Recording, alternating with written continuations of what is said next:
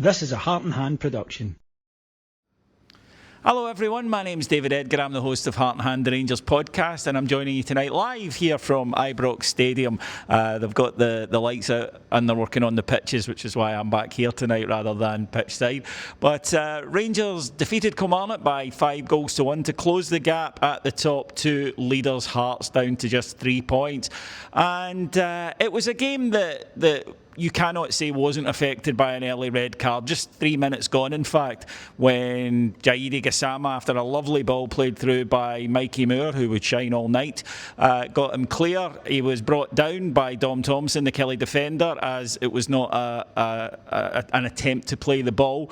Then it meant a red card. The red card was shown, and James Tavernier dispatched the penalty. And then I think there was a little bit of complacency from Rangers. We were not good in the first half. We were too slow on the ball. We weren't moving it quickly enough. We weren't moving the Kilmarnock team about as you have to do with 10 men. And in fact, Kelly should have been level when they made a nice move that went down our left-hand side, ended with the ball back to Anderson, but he put his shot wide when he should have done better. And there was a sense of frustration in the stadium and a very light smattering of boos at half-time. Danny Rule, speaking about it afterwards, said he was surprised by that because the team still had the second half to go and do it, and it's just nerves. That's all it is. It's just nerves among the supporters. And the first half wasn't good, but he got them in at half time. He changed it, and in the second half, Rangers were much better. Bojan Miovski had been really anonymous for the whole match, but he got the second goal with a lovely finish low into the far corner to make it 2-0, and then Rangers never looked back. But also what helped was the introduction from the bench of some of the new signings. Andreas Skov Olsen came off the bench and he got the third. Again, Mikey Moore involved, and a brilliant finish from Olsen to make it 3-0. Jack Butland then had a howler, and they won't want to see this one back, as I'm legally obliged to call it. And that was because from a pass back, he was too casual with the ball at his feet and presented an open goal to Greg Kiltie, who put it away for 3-1. But Rangers kept going. And very impressive debutant to Romans, who was excellent when he came on. He got an assist for Rangers' fourth goal, and it was a lovely ball from him. Again, Rangers were putting together some nice moves the longer the game went on, and Oliver Antman put it away for his first goal for the club, and there was still time for Mikey Moore to cap off a fine individual display with that goal at the end. And again, a nice move from Rangers down the left-hand side. Of the new players who came on tonight, obviously Skov Olsen, we know he's got quality.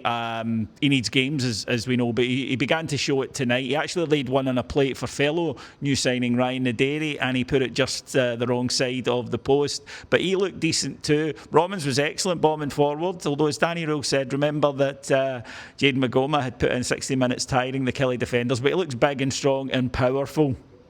Naderi looks as though he shoots first time, which I like to see, and looks as though he'll bring something to the side. Mikey Moore was brilliant, but as the manager said afterwards, it's about consistency with Mikey. He says because, and this is a quote from Danny Rule, he said, some games you don't see him, some games he's excellent, and it's about doing it week in, week out, and he says he knows that. He said, I'm meeting with Mikey and he demands high standards from himself first and foremost. So he was really good tonight because he's direct and he goes and he's not scared of something not coming off. He'll still try something else a few minutes later, and that's not always something that you can say about us at times. But yeah, look, if you'd said to us that we would win this game 5-1, we would certainly have taken it. 4 goals from open play as well. A criticism of the side at times this season. But with the way it fell, with Hearts losing last night and then the Celtic game being called off, it was imperative that Rangers got this victory tonight by hook or by crook, to get it with a few goals to spare. The game was obviously changed. I mean, a red card after 3 minutes. And I think there was a bit of complacency in the first half from Rangers. I think that was part of the issue. As I think that everybody in the ground thought, well, that's it, done now. But they did go on in the second half and do it. As the manager said afterwards, there's going to be twists and turns. There will be weekends like the weekend there where it doesn't go for us, and there will be other ones where it does.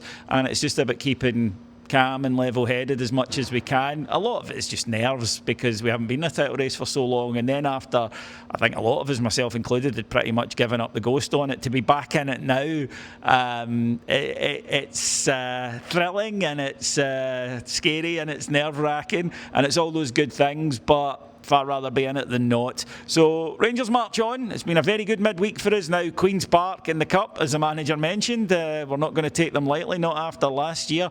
And then a crucial match this time next week with Motherwell. So I'll be back here on Sunday. Until then, Rangers supporters, enjoy the rest of your week. Take care, everybody. Bye-bye.